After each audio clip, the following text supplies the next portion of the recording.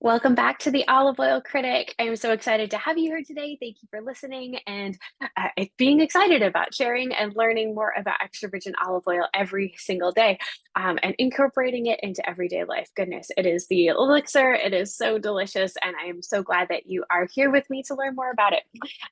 Today, we are trying a kind of an everyday favorite. This is an Arbequina from Alma Oliva, and they are a cooperative in Spain. And so this is an extra virgin olive oil from Spain, and I am very excited for you to try it. One of the things that I love about this oil specifically is the amount of information on the back of the bottle. You can see here lots and lots of fine print, and that's also something that I love to see. Um, the first thing that catches my eye is just the fact that it has Arbequina front and center. You know what the cultivar is. That is so important. And I love to be able to know exactly what is in my bottle because it could be a beautiful bottle, but it doesn't have a lot of details. And this bottle absolutely does. It has a harvest date on it. It has the cultivar, which I love to see. And it actually has different ways to enjoy it at different temperatures. And I've never seen that before, but if you're going to enjoy it cold, so 20 degrees Celsius, this is how it best shows up. If you're going to warm it a little bit, use it to marinate or use in sauces, but on hot food, there's another way to use it. And then they have yet another suggestion for hotter temperatures, upwards of like 50 degrees Celsius. And like I said, I've never seen that before. They also have the altitude of the grove, how much rain it gets annually, that it's an intensive format. So these are not traditionally spaced trees. This is a hedged row that is mechanically harvested, which they also say there. And it's a very slow slope. So it's only a 5% gradient within the grove. There is so much information on this bottle, which is what made me pick it up off the store shelf and want to share it with you. It's harvested in October, which also is really good to know, but there's just so many details. I just love to see that. Like I said, this is a great cooperative that is doing wonderful things and really trying to kind of push the lever on quality extra virgin olive oil and how we enjoy it and learn about it. And so love to see all those details on the bottle. Those are really, really good things to see and find. So again, this is an Arbequina, which is a classic northern Spanish cultivar. This is from central Spain.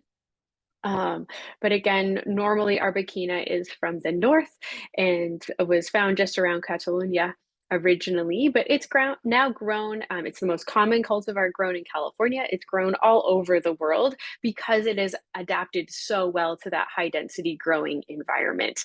It makes pick to press so much faster. It decreases labor intensity of harvest, being able to mechanically harvest your olives and get them to the mill quickly. So it increases quality as well as so many other things being able to grow in that format, which is very new. It's only about 20 years old, 20 to 30 years old now that the groves have been able to plant and establish themselves in that way, which is very new for olives. They usually take about 15 to 20 years to reach maturity, and a lot of these trees are just doing that. So it actually does say on the bottle too that the trees are on average 20 years old. So this would have been an earlier grove to be planted in the high density format, very experimental 20 years ago to be able to do that, as the method has only been around, well, almost as long as the equipment has. The equipment was designed and then the groves were planted in conjunction with it. So let's see how this Arbequina shows up.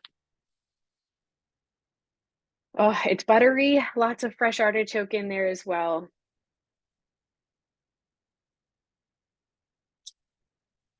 Grass on the nose, grass in the mouth. Goodness, it's so green, very buttery, very artichoke forward, not very fruity. A green fruit more than ripe fruit, and that's almost typical, I would say, of high density groves because their intention is to harvest early, harvest quickly, and be able to get the oil to market, which is a great thing. But harvesting earlier also means that the fruit is not as soft and it can withstand the beating that the mechanical harvesters get it. Again, they don't damage the fruit, but having a harder fruit prevents damage within the trees and the fruit. So often, mechanically harvested groves, and especially the hedged rows, especially olive groves, are are harvested early because the fruit is harder and not as soft, and so can withstand that process. So again, you're going to get greener flavors. You're not going to get a very ripe, fruity, buttery floral Arbequina that you can sometimes find in a later harvest. Because this is an October harvest, definitely on the earlier side and very green in its flavor. Um, yeah, it would be delicious with goat cheese. I would definitely use this with citrus, and goat cheese salad would be so good. The other thing you could use this for is baking. It's a classic baking oil. Arbequina, of course, is great for that. It's also good. I would use this oil for fish, especially white fish. Salmon would probably overpower it, but it would be lovely with haddock or even a halibut to poach with some tomatoes and leeks. That would be delightful. Lots of possibilities here. Arbequina is a really good everyday oil.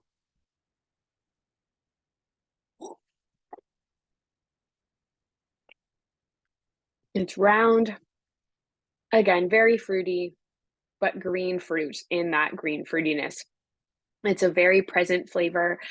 It's round, and I would say it's not hardly bitter, and because of that, it's not that it's not harmonious. It does have harmony to it, but it's not super well balanced because you have this intensity of the green and the fruit, and then hardly any bitterness and hardly any pungency because this oil it's very round and very green forward in its flavor. Lots and lots of artichoke, lots of butteriness, but hardly any bitterness and hardly any pungency, meaning that it doesn't have a lot of lingering persistency to it.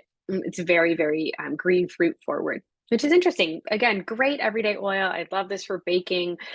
Good for sauces, where you don't need a lot of flavor or character. You've got other things going in. You don't mind the oil kind of being hidden. But again, if you wanted to use it and really showcase it, I think a citrus and goat cheese salad would be delicious. You could use it even with fried goat cheese with hazelnuts and drizzle some oil on top, and then serve it with some roasted grapes or roasted citrus. Would be delicious too. Lots of possibilities. The versatility is definitely there. Arbequina is a wonderful, like I said, everyday oil that we can use. And this is a beautiful example of what it can be. And again, love this bottle. Love all of the details that you can find on the bottle. That's so important when you're looking for a quality product at a reasonable price.